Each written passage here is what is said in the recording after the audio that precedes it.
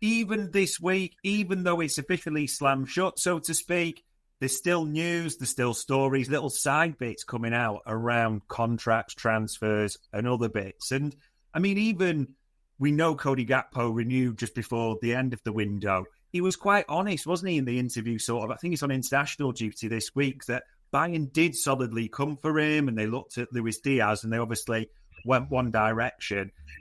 That's the smartest deal, wasn't it, for us to sell Luis Diaz in this whole scenario?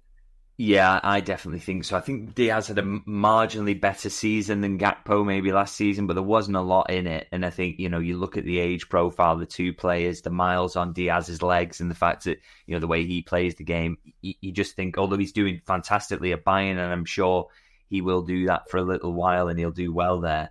Gakpo, in terms of a long-term bet and the one that you're going to keep and give a long-term contract to, he is surely the smarter money. You kind of forget that he's just about coming up to his prime years now. So, he's been a young player at Liverpool, really, and there's a lot more to come from him. So, yeah, I'd agree. I think that is the kind of smart sale, and I'm really glad to see Liverpool have tied him down. Yeah, it does feel like a smart renewal. We'll obviously see what happens beyond this summer. And speaking of this summer as well, Joe Gomez. I mean, there was the AC Milan story on the last day, but as Fabrizio Romano and a few others reported, this was close to Brighton, and it was all about wages, salary coverage, and that type of thing. I mean, there's a sliding door moment where Joe Gomez is at another club, but it's looking wiser and wiser to keep him now, isn't it? Yeah, there was never any chance that Liverpool would have let him go without getting Marc Guehi through the door. So no kind of risk that they would have done that. They knew they couldn't kind of leave themselves that short at centre half. So because it was said to me kind of, the AC Milan stuff kind of fell through earlier in the day because they didn't feel they'd get a medical done in time, and kind of, and once that was off the table, it was kind of said, as say, speaking to people around it, that he still could go, but if he is to go, it'll only be on the basis that we've got Guehi. So once that wasn't going to happen, Joe Gomez wasn't going to go anywhere, which I think was the smart move, and he just really pray with Joe Gomez he can stay fit, because he's such an important option, and he can, that Carabao Cup game that's coming up, he'll definitely play in that if he's fit. And again, that just takes minutes away from someone else. They don't then have to play, and just helps the squad as a whole. So I just would love for him to have a season of full fitness if possible, but we know it's tough with him. Yeah, fingers crossed it does work out. And, well, at least he had the international break off, so that's a positive for him that way. And I suppose in terms of departures, it was the surprise of the summer around Chiesa that he stayed maybe, but the offers just kept coming in. I mean, Lewis Steele mentioned AC Milan, even the Turkish window still open. Besiktas made an inquiry, but that got shut down at the same time. It's funny, for a player that's not in the Champions League squad, there's offers galore being turned down. Yeah, and I think, to be honest, if any of those offers had come a bit earlier in the transfer window, that they would have been more likely to be accepted. I just think Liverpool are, whether rightly or wrongly, by the way, on that front, I just think because Liverpool, they would have maybe looked a little bit short had he gone, particularly when you think of the role he's played so far this season. He scores a goal against Bournemouth. He's key to the one that gets scored against Newcastle, the winner as well. And, he's just had a little bit of a role to play. And again, with so many games coming up, you wouldn't rule out that he's involved in that Carabao Cup game that's coming up, even if he can't be involved in the Champions League ones. So I'm glad to hear that Liverpool are kind of turning that down and seem hell-bent on keeping him in the short term, because, you've got a kind of half-fit Alexander Isak at the moment. You've got to be very, very careful with him as well. So to have another forward around who's experienced, he's well-liked around the place, but liked by the fans as well. And he got an eye for goal, and he can play a role, certainly off the bench at the very least, but also, as I say, taking up some League Cup minutes, certainly in this early part of the season. I think it's good news that Liverpool are keeping him around.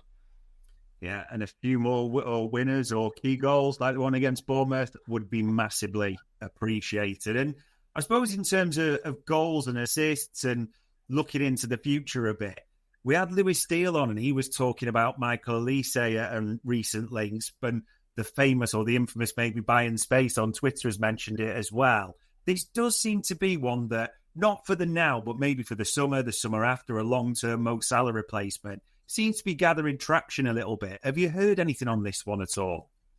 Yeah, obviously, definitely a player that Liverpool like, and I can't vouch about the kind of the buy-in side of things in terms of that release clause that exists in his contract. But you just don't doubt for a second that Liverpool would be in the mix for someone like Olise. They are going to have to front up to the fact that Mo Salah is not going to be here forever, and I'd be amazed if this latest contract is anything but his last contract at Liverpool. It's as sad as it is to say that. So there's still a couple of years left at least as well. But Liverpool have got to get ahead of kind of getting a replacement. And you look at Olise, Premier League experience, the age of him, the fact he's just absolutely brilliant as well. He would be a really, really good fit for them. So it's too far out to kind of make any guarantees about that. But no question whatsoever that he's on Liverpool's radar and a player that they like. And he potentially got a vacancy coming up on that right-hand side that would suit him down to the ground. Yeah, just probably telling of the calibre of player Liverpool are being linked with and seeming for as per this window. So definitely one for the future to keep an eye on. But in the immediate, I mean, yesterday afternoon, Paul Joyce put this out, and there's not really much that can be denoted from the headline other than Liverpool will not try to sign Marc Guehi in January. It kind of does what it says on the tin then. I mean, we'd spoken about this. Was there a sense that you were expecting something like this to come out?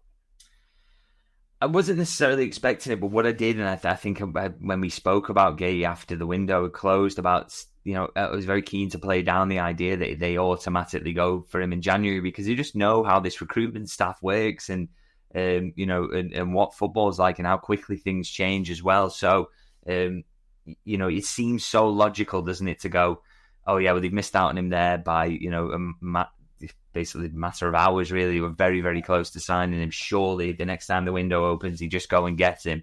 But like I say, you just know in football it never works as simply as you think it might. So I'm not surprised at all, really, to kind of read this. And again, what you've got to factor in here as well is is that a bit of a bargaining position from Liverpool? Are they trying to say, look, we're not going to go back in unless you come to us and say you want to do business? But then equally, the flip side of that is surely Palace know now they've missed the window to get anything that's close to a worthwhile sum for Guehi. So say they go back to Liverpool and say, you can have him for 15 million now, which is what Liverpool would probably want to push him to. How is that worthwhile for Palace? You might as well just keep him for the rest of the season, so it doesn't make sense for kind of anyone. So, the only thing you can say at the moment now is definitely a player Liverpool like, obviously, came very close to signing him.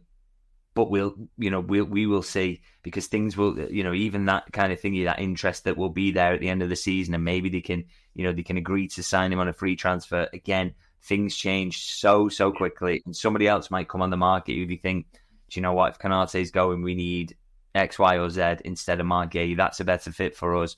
We're going to, instead of giving a big signing on fee there, we're going to put that money into a transfer and sign someone else. So I think, you just cannot offer any guarantees at the moment about how this is all going to play out, really, other than to say, Liverpool liked Guehi, they almost signed him, but there's a lot up in the air from here, and that's without even mentioning that other clubs might get involved as well.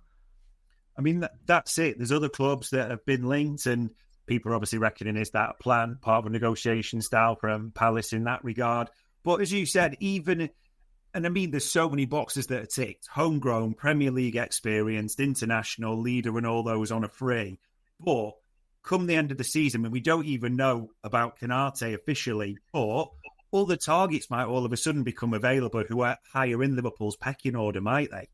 That is exactly it. And it's very hard to say what the development of players will look like as well. So that's players at other clubs, as you say, who might suddenly emerge on the radar and you think, wow, this guy 12 months ago wasn't someone you think of for Liverpool, but he's taken such a leap that he's there now. And where's Leone up to after 12 months in England? Does he make a huge developmental leap, or the opposite, where you need to kind of cover off his minutes completely? So all these things are kind of up there, up in the air, and it just makes offering any kind of guarantees around this stuff, I think, really, really risky. So we'll have to see with this one. I think it's a really interesting story because, he was so close to getting there, and may not even sign for Liverpool at all in the end. It's a crazy one. We'll see what happens in January and at the end of the season as well. And I suppose with people linking it to the person he could eventually replace. Ibrahima Konate, I mean, there's always positive noises in the UK media about Liverpool are trying, they're speaking with his agents. And then it seems every time he goes on French duty, something kind of unfolds. And I know it was a tongue-in-cheek on French television comment, but Mbappe pressuring me to join Real Madrid. He calls me every 2 hours. And let's be honest, I don't think there's too many Liverpool fans laughing at that one, is there? Yeah, it's not great, is it? I mean, particularly because everyone's a little bit sensitive around the Real Madrid stuff, so it's probably not the best joke he's ever told in terms of that. But yeah, with that situation, it still is up in the air. I mean, said repeatedly on here, you kind of speak to anyone close to Konate, and they always kind of make the suggestion that he would like to stay, but it's got to be right. The money wise and the contract length and everything. It's got to be right, and Liverpool are absolutely right to kind of have their red lines on this as well. And that's, it's so. The thing is, kind of everyone will say, we always knew that Trent was going because he eventually went, but you had so many people at the time saying that Virgil and Salah were going to go as well, and then those people don't then say, oh well, I was wrong about this. They just don't mention it again. And so with Konate, it's easy to go now. Well, he's definitely going. He's 100% gone to Real Madrid.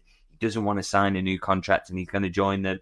And maybe, if that actually transpires, you'll be proven right. But I don't think there's anyone who can offer any certainty about what he is going to do yet at this point. It is still up in the air. It's still, talks are ongoing. And maybe, like I say, the ones who are kind of negative about it, maybe they will end up being proven right in the end, because this is one of his options is Real Madrid that he may end up at on a free transfer. But equally, very, very hard to say which way this one's going to play out. And like I say, still in talks at the moment. Maybe they find a breakthrough, maybe they find a compromise, and maybe they don't as well. But I do not think, contrary to kind of what some people will be saying about this, that anything is settled just yet. I suppose for all the things and the items we've talked about, I've never really asked you this, but if Konate wanted money that, I don't think he's ever going to get Alisson, Van Dijk, Salah money, I get that type of thing. But if it was up to you, would you put him in the bracket below? As in that below the superstar money, which is what we're hearing he seems to be wanting. Would you do it personally for the continuity? Yeah, I think I would. I think I'd put him in that bracket. I know he can have the odd moment of inconsistency, but I think he's in that kind of, for me, he's in that Alexis McAllister kind of bracket of kind of a key player who's just, he's not a Salah, he's not a Van Dijk. You hope Wirtz is going to be up in that top bracket, similar with Isak as well, actually. I suppose Liverpool collecting superstars at the moment, but he's in the ones below that, a very, very dependable player at a high level, consistently, generally speaking. They have the odd kind of stinker in there, but that's football. I would put him in that bracket personally, and I think the only question mark over him really has been kind of his ability to stay fit. But with this medical staff, he did well last season. You hope this season will be a repeat of that, and if they think they can do it consistently, then I think he's worth it. And I think he's still quite young for a centre half. I still think there's more development in him. So for me, for Liverpool to be able to keep him and kind of cash in on that development would be a major positive. But I'm not the one holding the purse strings, and they've got to make their decision about what their limit they'll go to. And Konate is then going to make a decision on whether that is right for him or whether he can get something better elsewhere. So we'll have to see on that one. But yeah, I would love to keep a young, talented player at the club who I think is going to get even better. Absolutely. Yeah, that continuity will be good. We'll have to see what this season brings. And I suppose, speaking about contracts, if I say the names Andy Robertson, Endo, Joe Gomez, and Curtis Jones, anything you notice they've got in common at all? Well, I can maybe look at the agenda and say that they're all 2 years away. Yeah, all less. That one, kind of ruined that one for you there, the Quizmaster. But they're interesting situations. Obviously, with Robertson's just a 1 year, isn't he? But the rest with two, and I just kind of Curtis Jones, 100% is someone I think they're going to want to sign up to a new one soon. I think he's plays a key role. He plays a lot of games, seems happy.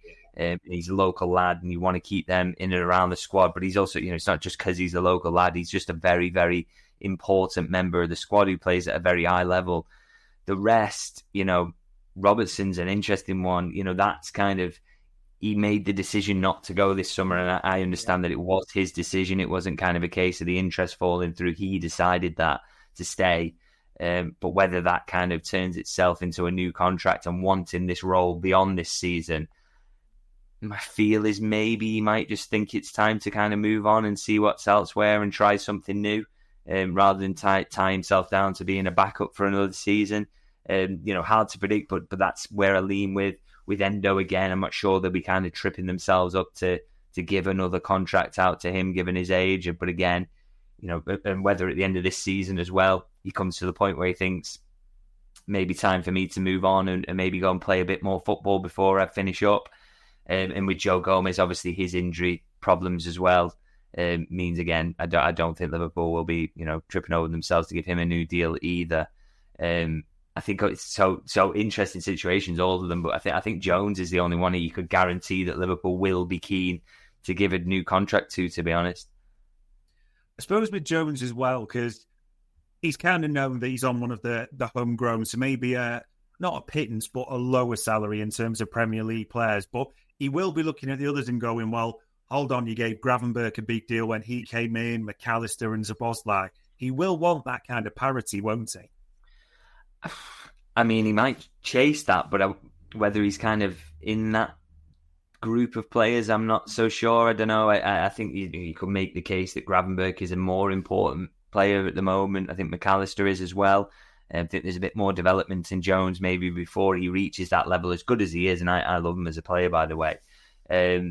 I don't know whether he'd just be kind of a step below that. But yeah, it'd be interesting, and it's something they need to resolve as well, because you don't want him getting to the point where there's any kind of question mark over that. You need to keep hold of him. He's really important, and you want Scousers in the team as much as possible. Will be interesting to see what happens with contracts. It will unfold in the following weeks.